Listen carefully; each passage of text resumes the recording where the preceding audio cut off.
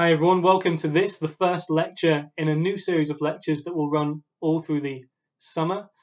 My name is Anthony Smart. I'm a lecturer in ancient and early medieval history here at York St John University, and I have a particular research interest in the late Republic, the politics of the late Republic, and the political and social realities of the early Principate, the early empire under Augustus and his successors. The series that is going to run all summer is inspired in part by the new exhibition at the British Museum, the new exhibition on the Emperor Nero.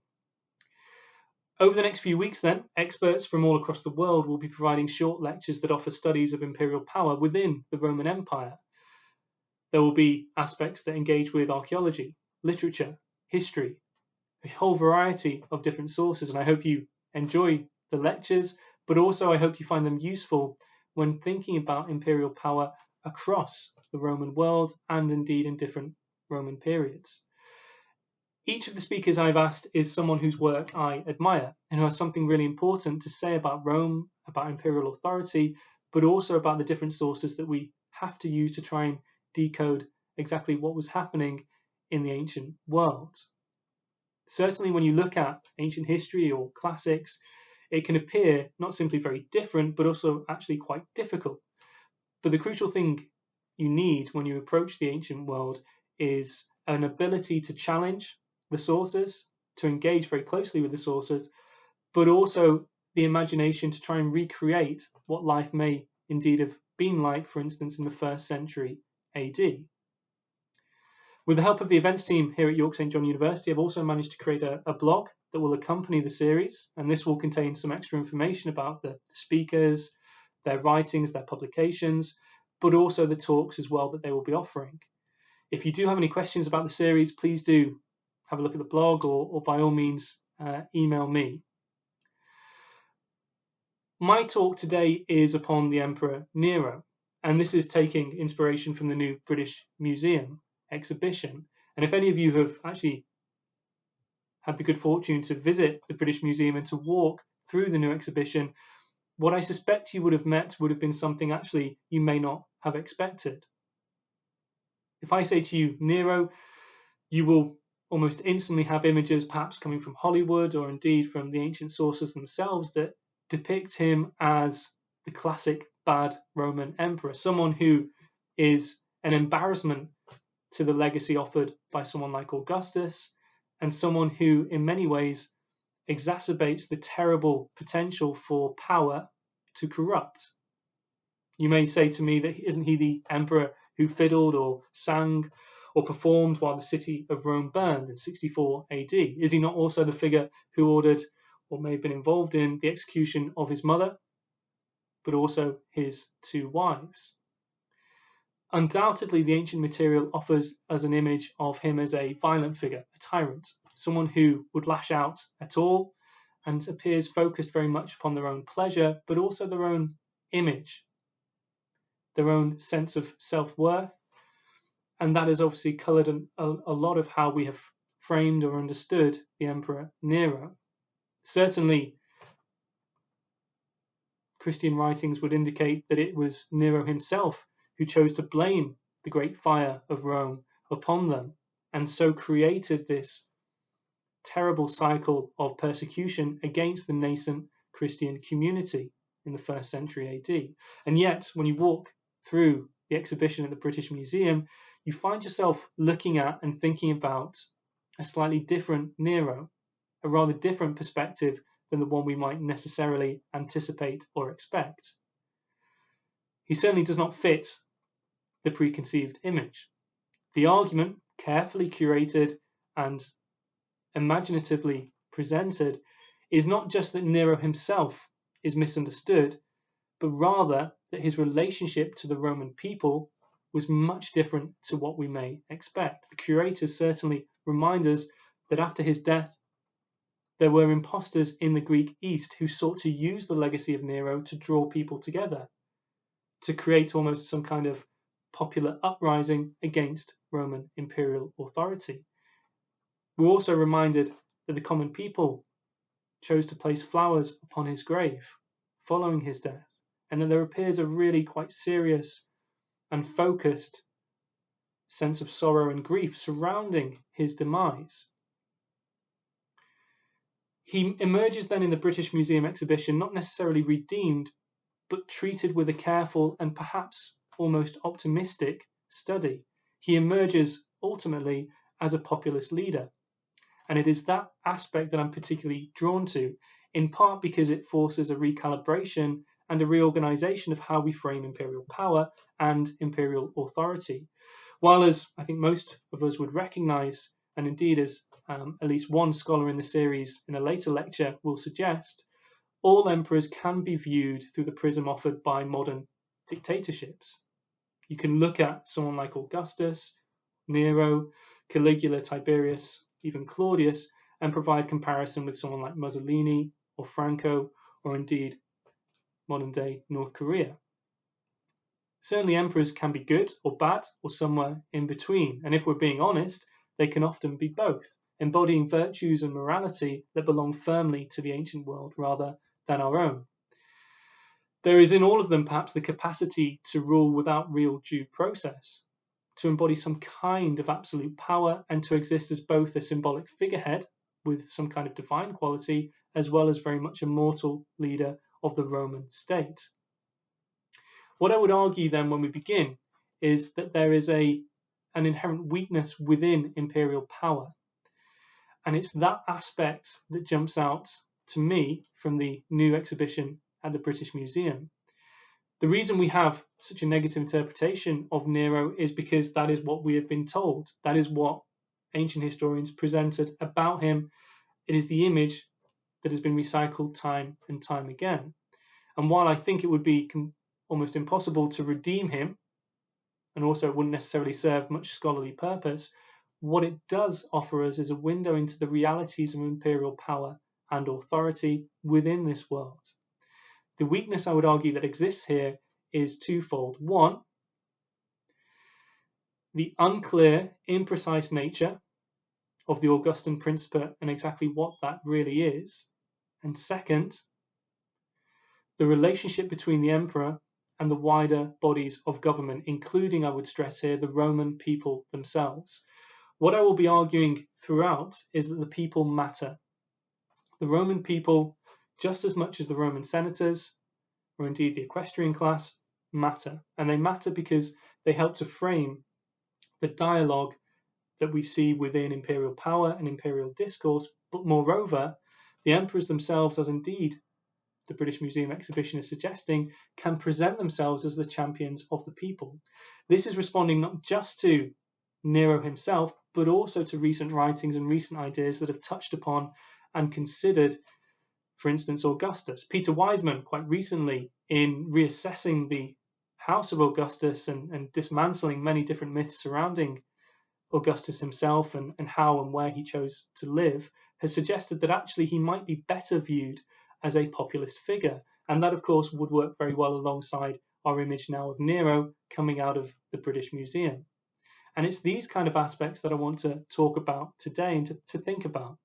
So what I will do today then, everyone, is not defend the Emperor Nero. So no one please get too worried that that's what I'm going to do here. Some of his actions are entirely reprehensible, and that will not surprise any of you if you know anything about Nero.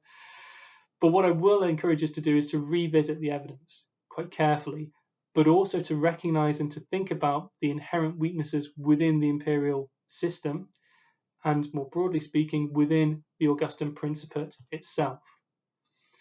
What I want to talk about then today are a few things. First, imperial power broadly defined. Second, Augustus and the Augustan Principate. And then third, Nero as a case study into imperial power.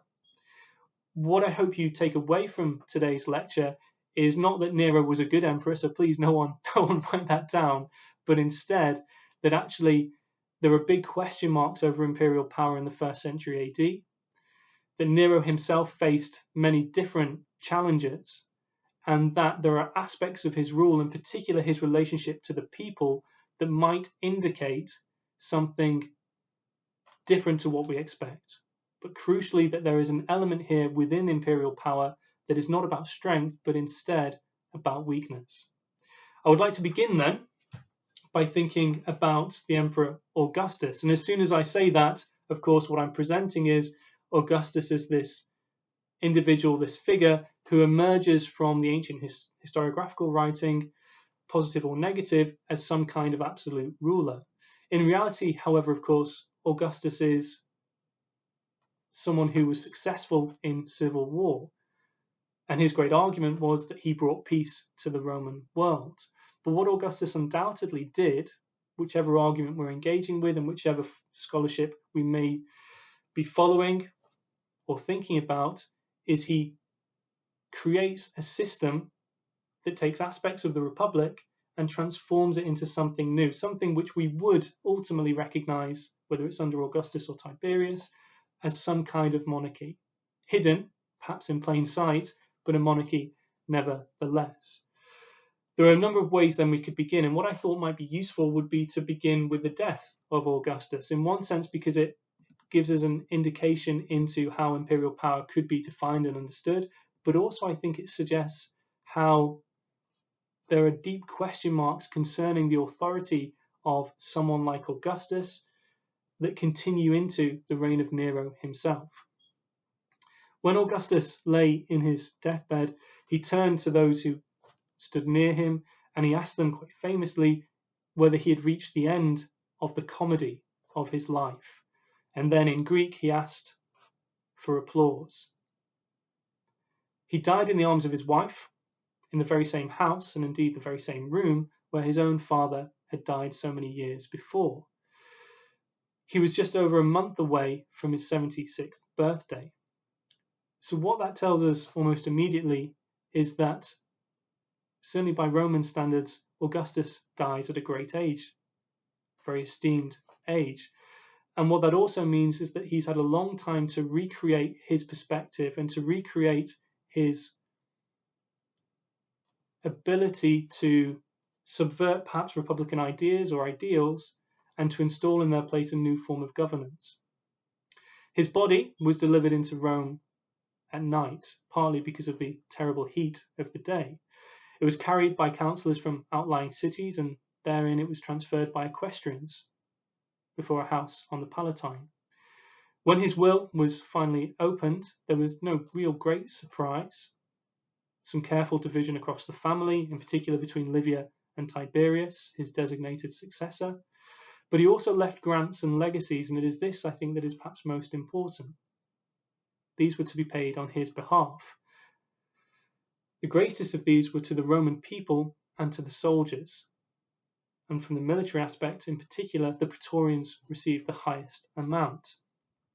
Aside from the will, Augustus also left 4 other scrolls to be opened after his death. The first one was a direction for how he wished his funeral to be planned and orchestrated. The second, an account of his own deeds. The third, rather more complex series of ideas and documents, the Buarium Totius Imperii, which was an extensive survey of military forces and money from all across the empire. And then the final one was a letter to Tiberius with some perhaps quite sage advice. 2 things jump out from this: a willingness to limit the numbers of freedmen, and also to stop the growth of the empire, to focus now inwards rather than outwards. The funeral itself was a vast public affair, where an eagle, released that day, was seen to carry the soul of Augustus heavenwards.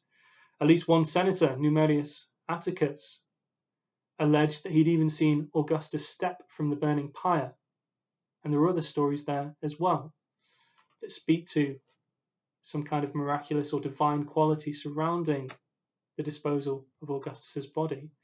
By the 17th of September, Augustus was recognized as having been welcomed by the gods, and thus we have the cult of the Divus Augustus.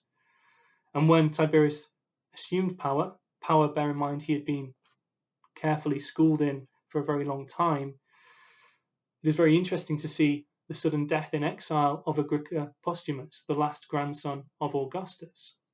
I begin with the death scene and the funeral of Augustus because I think it presents for all of us a window into imperial power and authority.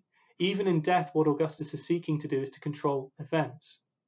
And the image that Augustus offers, and we can find this in other writings as well, quite famously, the image that an emperor is, what an emperor does, is of Augustus as some kind of bureaucratic individual who is clearly heavily worked, and even in death is trying to control events. He plans his own funeral. He gives a list of everything across the empire that the future leader needs to know. He gives his version of events, but he also provides a letter of direction. And the reason I like this as a route in is because it presents, I think, for us two things. One, that the understanding surrounding imperial power is still being shaped and defined, and it was up to Tiberius which aspects he may choose to embody or distance himself from. And second, that actually what Augustus had done was create something that was indeed in many ways new and novel, but still existed within some half memory of Republican norm. And if we use that then as our route in, what it can lead us to recognize, I hope, is the different ways that emperors could act and could be seen to act, which of course are two crucial components of the similar shared theme. If we think about some other aspects then, and if we try to understand or perhaps to define empire during this period, or indeed during the period of imperial rule, we might turn to someone like Plutarch, who wrote that the greatest blessings that cities can enjoy are peace, prosperity, and concord. And as far as peace is concerned, the people have no need of political activity, for all war has been banished and has disappeared from among us. Of liberty, the people enjoy as much as our rulers will allot them, and perhaps more would not be better. And as soon as we hear those last lines, certainly from the 21st century perspective, we begin to feel quite uncomfortable. And yet what Plutarch is suggesting here is that peace brought by some kind of imperial power, imperial figure, or indeed the empire more generally, is a good thing that is worth the loss of some kind of civil liberty. We could compare that perhaps to the great public speaker and orator Aulus Aristides, who, when delivering an oration in 150, said, "Extensive and sizable as the empire is, perfect policing does much more than territorial boundaries to make it great. Like a well-swept and fenced-in front yard, the whole world speaks in unison. The owners and occupants of rich plains are your peasants. Continent and island are no longer separate. Like one continuous country and one people, the world quietly obeys. The constitution is a universal democracy under the one man that can rule and govern best." And it should come as no surprise, everyone, that Aristides is here speaking to an emperor. So if we have then the images from Plutarch or indeed Aulus Aristides, what they're presenting about imperial power, and perhaps what we can see surrounding the death of Augustus, is that Rome and its empire offer some kind of pinnacle of civilization, that they are the defender of the righteous and the bringer of peace. And this is a peace that was won at great cost. It's a prize whose worth is perhaps all but impossible to quantify, in particular according to Aulus Aristides. But it's worth, I think, comparing that to other sources and other writings, and in particular Tacitus. Tacitus is one of the greatest of all Roman historians, and in his Agricola, which was written for his father-in-law, he provides a very different perspective on imperial power and indeed on imperial authority. What he suggests is that Rome, and indeed perhaps its leader, in this case Domitian, has lost their way, has lost their sense of direction, and indeed that actually the Roman Empire has become something that has lost sight of its republican core and its republican ideals. He introduces us, for instance, to Caligula, this great leader of the Caledonians, who gives perhaps one of the most famous speeches in all of Tacitian writing. They make it a desert and they call it peace, this great last cry for freedom. And this barbarian figure spoke of Rome and the peace that the Romans brought, but it was a peace that was won through slaughter and slavery, a manifestation of an unquenchable greed that would never be satisfied. And thus, in many ways, the notion both of imperial power, but also Roman peace, is a complex topic for us to decipher. Just as it was for ancient contemporaries, it can be both positive and negative, depending on when we're looking and what we're looking for. And we should always be careful not to oversimplify what often is a nuanced and shifting sense of political order. Rome could, for instance, both be the depriver of liberty, and thus peace was achieved at the expense of freedom, as well as perhaps offering some benefits for the landed classes across the empire. There are other ways, of course, we can think about imperial power and authority. One would be to recognize, I think, that across the empire there is great diversity. There is religious variety, and there are also social changes, elements of social change, and differing hierarchies depending on where we're looking. We should never look to Rome and expect to see a monochrome creation where everyone is speaking exactly the same. Even if they're speaking Latin or Greek, there can be differences therein. But instead, that Rome sought to negotiate its own identity alongside and against, and often built upon, pre-existing cultures and pre-existing civilizations. There are different forms of Roman identity and there are different forms of imperial power across the Roman world. Roman identity, and thus so too the idea of imperial authority, was a negotiated concept, depending on where and when we are looking. The language of empire, which I think we should also recognize, is of course coming from Latin. Empire comes from the Latin imperium, which ostensibly meant command or mastery, some kind of power or sovereignty. Originally, it was used to describe the powers of rule and conquest granted to a Roman consul, but then very gradually it came to denote a territory, leading into our modern understanding of emperor and empire. It also then spoke about a sphere of command or control. As one modern commentator has noted, by looking at Rome, but also thinking about the modern Russian Empire, the imperium of a Roman magistrate was his right to give orders and to exact obedience from those legally subject to his authority. And in time, this concept was extended by analogy to mean Rome's right to command obedience from the peoples it had subjected. So what we need to recognize then is that empire, and thus the emperor, is part of a relationship. There is a relationship here between the ruling classes and the wider part of the empire, so too the emperor and the different bodies of government within that political system. It is, however, then different to imperialism.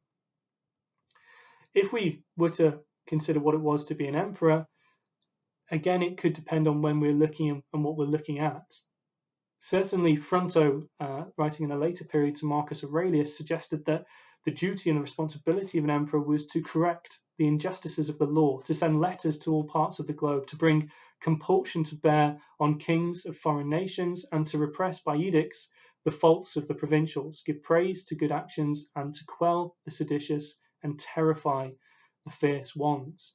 Also, we can see certain characteristics, certain moral qualities, certain virtues that speak to Roman authority. So we have auctoritas, this aura of competence. We also have this ability to present an image of restraint, a sensitivity to some kind of ancient privilege, and often Rome and indeed imperial figures are moving forward while looking backwards, engaging with the Roman past and thinking about and allowing that to shape their contemporary discourse, but also their contemporary diplomatic efforts. Self-control, militarism, the distribution of justice, and that's a crucial component in the framework of how emperors operate. But also this question that kind of runs through so many imperial figures and so many imperial dynasties, the question mark over defense versus expansion. Is it an emperor's duty to forever expand the empire or to keep those within safe from the enemies outside the borders? And of course, we have the famous note from the satirist Juvenal, of panem et circenses, bread and circuses. That is how Roman emperors would seek to rule.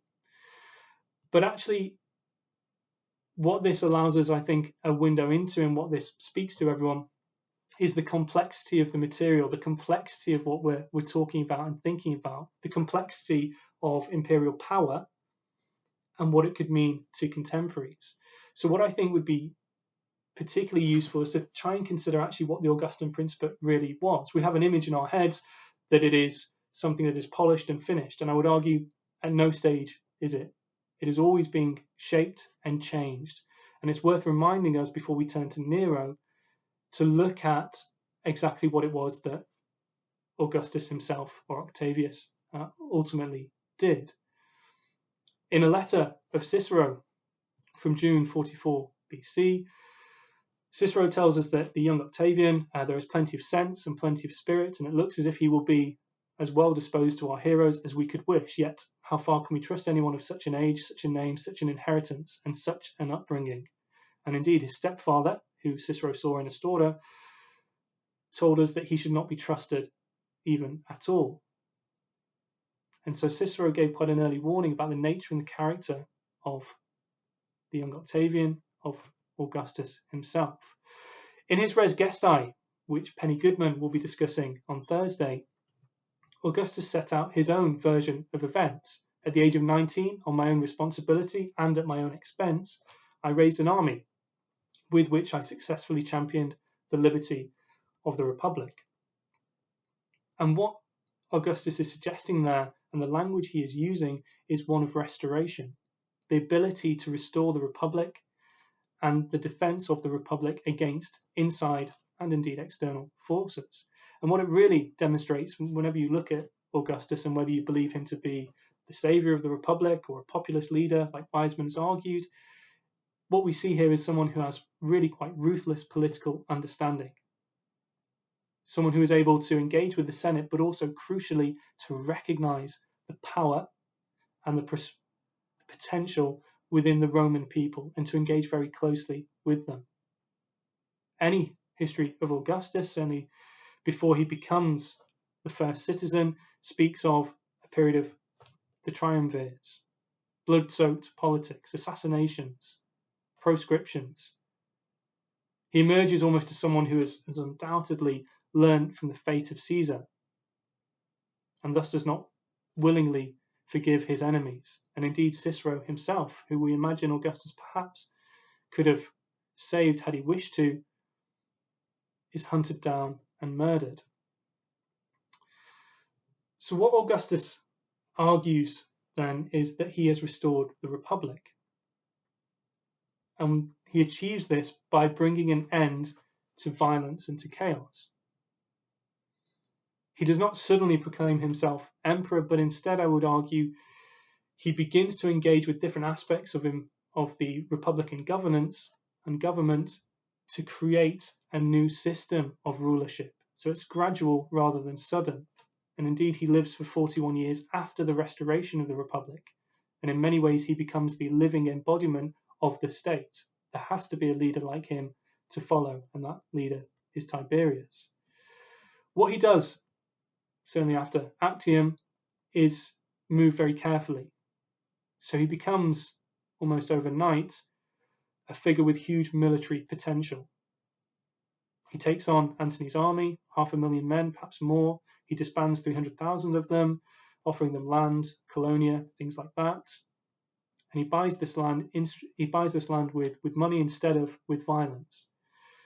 When he returns to Italy in 29 BC, we see triumph, vast donations, and a willingness to present an image of giving up these untraditional powers and trying to engage with that sense of Republican past and Republican, in his mind, perhaps present.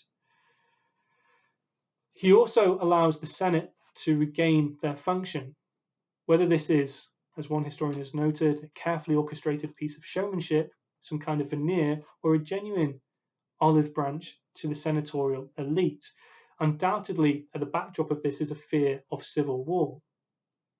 And when he's given the title Augustus, it is about marking a new chapter in his life, but also the life of that late republic. He maintains military power. Pretty much all provinces containing legions were placed under his rule and his authority. And he's also very careful about how to deal with senators and where to trust senators to go. We see his name change throughout his period, from Gaius Octavius Thurinus to Gaius Julius Caesar Octavianus, Imperator Caesar, Divi Filius, Imperator Caesar Augustus, Divi Filius, and ultimately Imperator Caesar Augustus, Divi Filius, Pater Patriae, father of the fatherland. Some people have noted that perhaps he wished to be regarded as a new Romulus, but that carried with it too much of an overt link to kingship and thus to a system of governance that didn't operate or should not operate within the Roman Republic itself.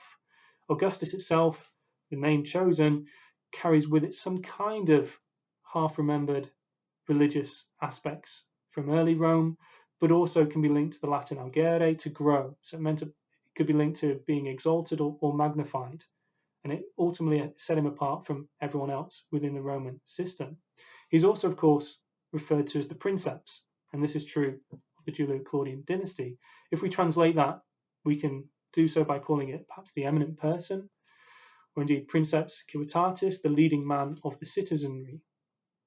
Likewise, the leading ex-consul, the princeps senatus. The image we have then is the first of someone who is first amongst equals. It identifies Augustus's special position within the state, but it doesn't necessarily specify in any kind of substantial way exactly what that is. It also suggests that Augustus becomes a civilian rather than simply a military imperator.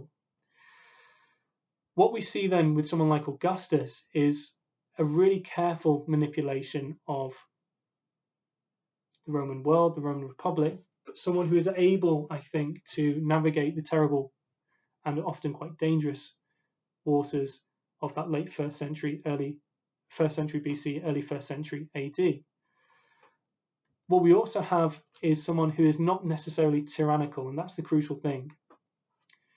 He is exercising some kind of autocratic power, but it's not necessarily immediately oppressive. And sometimes, certainly with his dealings with the people, it is careful and it is staged, or it may be genuine, to improve their lot in life so that he can become some kind of champion of the people. As Wallace Hadriel suggested, Augustus gave the Roman world a new order, and this meant not just new rules in the game of politics, but also a new sense of what Rome was and what being Roman meant.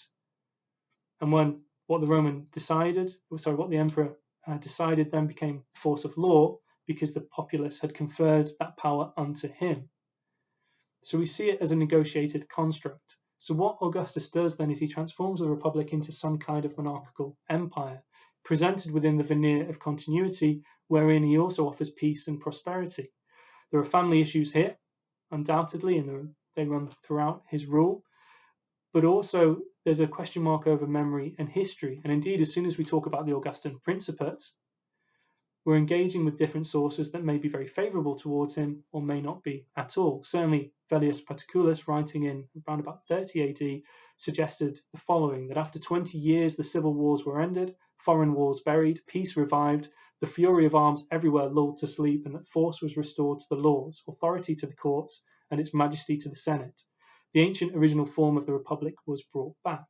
If we compare that to Tacitus and his perspective on Augustus, Augustus seduced the army by bounties, the people by free corn, the whole world by the comfort of peace, and then gradually assumed the power of the Senate, the magistrates, and the making of law. There was no opposition, for the bravest of men had fallen in the line of battle, or indeed to the prescription lists. So what we have when we try and understand the Augustan Principate is actually a complex set of images that are very closely focused upon Augustus himself. If we then move on now to consider Nero and to think about what the British Museum is suggesting in their new exhibition, we see, I think, or at least I hope, the difficulty therein. If we're trying to reimagine Nero, what we're running up against is contemporary writings, contemporary attitudes that present an almost overwhelmingly negative interpretation. If Augustus is somehow good, Nero is undoubtedly bad. And while that is, of course, a rather simplistic observation, it is nonetheless borne out in the ancient material. Nero is emperor 54 to 68 AD. He's born in 37 to Gnaeus Domitius Anabarbus and Julia Agrippina. In 50 AD, he's adopted by Claudius, and his name is then changed into the rather more familiar one. And the image we have from the ancient writings is that somehow Nero's first years were good ones, that he appeared to rule reasonably well, even though he was very young when he assumed the imperial throne, and that we have at least 5 golden years that suggest Nero is doing something good, or alternatively, as a number of the writings might indicate instead, that actually other people are ruling on his behalf, and that he is actually pursuing other aspects that he's more drawn to. For instance, his love of performance, his love of hunting, and things like that. Certainly, Tacitus presents us with an image wherein Nero, as a young man, appears unfit to rule, someone who can be easily led and manipulated. But also, there's one thing Tacitus tells us that does jump out, that Nero doesn't even write his own speeches. And for some reason, that causes quite a sense of consternation for Tacitus, perhaps because he is himself a great writer and crafter, not simply of prose, but also rhetoric. Nero, he tells us, right from his boyhood years, had diverted his lively mind to other things, such as engraving, celare, painting, singing, and driving horses. And the image that Tacitus gives us of Nero is that actually we do have periods then of good government. So 54 to 55 under Seneca and Burrus. With the ousting of Agrippina, we have some period of good governance. And then we begin to see, following from 59 onwards, with the murder of Agrippina, Nero's mother, the situation alter and change as soon as these advisors are taken away. What I would urge us to recognize when we think then about Tacitus and indeed about his image of Nero is that Tacitus is writing from a position where he knows about imperial power and the way it can turn and transform. A lot of what Tacitus presents, certainly in his Agricola, is writing about and against Domitian. And it's challenging us to think about how power can corrupt. And any narrative of Nero seems to suggest that that may indeed be true. That this is someone who is impressionable, easily led, and lacks the qualities and character needed and required by an emperor in the 1st century AD. So in 62, we have the death of Burrus, we have some kind of perhaps retirement of Seneca, and then we have other characters begin to exert influence over Nero. We also then quite famously have the Pisonian conspiracy, the savage attacks upon members of the elite, the aristocracy, and it then leads into our traditional image of Nero as a bad Roman emperor. We could look at other sources. So Cassius Dio, writing from a much later period, and again actually framing his understanding of Nero through the prism offered by his own understanding, in this case of someone like Commodus, presents Nero as a very negative figure, someone again who is vicious, lacks control, lacks quality, lacks morality, lacks virtue. The image he presents is that Agrippina is very much in control. And one of the lectures later in this series will look at Agrippina and think about reality and myth. Seneca and Burrus, again, are pinpointed. But the image we have with Cassius Dio is that actually, much like you can see with Commodus, Nero is someone who cannot be controlled, cannot be governed. There is a sea change, in this case, following Cassius Dio, of Britannicus. The death of Britannicus, the son of Claudius, we begin to see the denigration, the weakening, and the enfeeblement surrounding Nero and his own understanding of his authority and his expression of that authority. And Cassius Dio, in many ways, presents this really quite compelling narrative surrounding and exploring Nero. If we were to look at a slightly different source, so we could turn to the Octavia, which is a really remarkable play, and there's been some really good work on this quite recently. Again, what do we see? Well, Nero here is a tyrant, an absolute tyrant, lashing out, violence, no self-control, no sense of self-worth. And what we're getting a sense of all through each of these, Tacitus, Cassius Dio, the Octavia, is Nero as an imperial figure who is unfit to rule, incapable of ruling well. Even if we were to look at someone like Suetonius is a hugely complex writer. We get a slightly more balanced perspective, but again, there are elements here that belong to that negative interpretation of Nero. Suetonius presents Agrippina as in charge in the opening years. We see Seneca, but it's rather more muted than we might expect as an individual. And also the image that Suetonius offers is that actually there is good here, but there is also bad. So he presents a slightly more balanced perspective than we might necessarily expect. So there are a few questions then that really quite strongly jump out when we try and understand Nero. Who actually is orchestrating those good years at the start? Can we really talk about those 5 good years, or however many we want to categorize. Second, how is imperial power understood? Suetonius tells us that from the very outset, the young Nero pledges his support, his identity to Augustus and the legacy of Augustus. Partly that is to do with, I think, shoring up his legitimacy, but it is also, I think, a crucial component of how he frames his understanding of imperial power, but moreover, how he engages with the Senate, the Praetorians, and the people of Rome. And it's the people of Rome, I think, with whom he enjoys the strongest connection. The Senate are a very complex body of people to engage with and to control, but also to rely upon. And what we get a sense of with someone like Nero through the games that he offers, through his ability to focus perhaps upon entertainment, but also to engage with the people, is a real bond between the people of Rome and him as their ruler, or indeed, as the British Museum exhibition suggests, their champion against perhaps the oligarchic pressures of the senatorial elite. That doesn't mean necessarily that he would always side with the people of Rome. And indeed, there are moments when he chooses to come down on the side of the senatorial oligarchy, the senatorial authority, perhaps to appease them, but also, I think, to maintain the status quo, to maintain perhaps the relationship that Augustus himself had enjoyed with the senators. And although we have the Pisonian conspiracy, and although that relationship denigrates and disintegrates really quite dramatically and drastically, what I want us to recognize is that that is only one part of how imperial power is understood in this period. There are a few other things that jump out when we use Nero as a case study. I've mentioned Agrippina a few times, and Agrippina looms large in this early period of imperial power and authority. Why?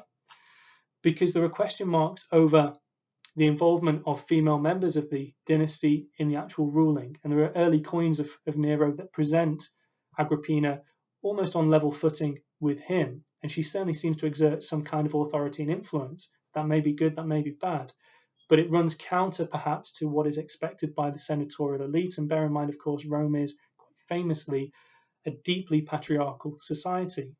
That is partly what is happening here. The other thing that governs so much of this is that Nero suffers a damnatio memoriae. He suffers an attack upon his memory. And one of the final objects within the British Museum's exhibition is not of Nero at all, but Vespasian. And yet actually it is Nero. We see a statue of Nero that has been altered, changed. The Neronian image has been removed, and Vespasian has been presented as the great successor following the year of the 4 emperors. There are other ways we can see Nero carefully engaging with both the Senate and the people of Rome. One of the famous moments was to do with Pedanius Secundus, where a senior figure of the Roman aristocracy has been killed by one of his slaves, and the Senate votes to execute all of those within the murdered house of this senator.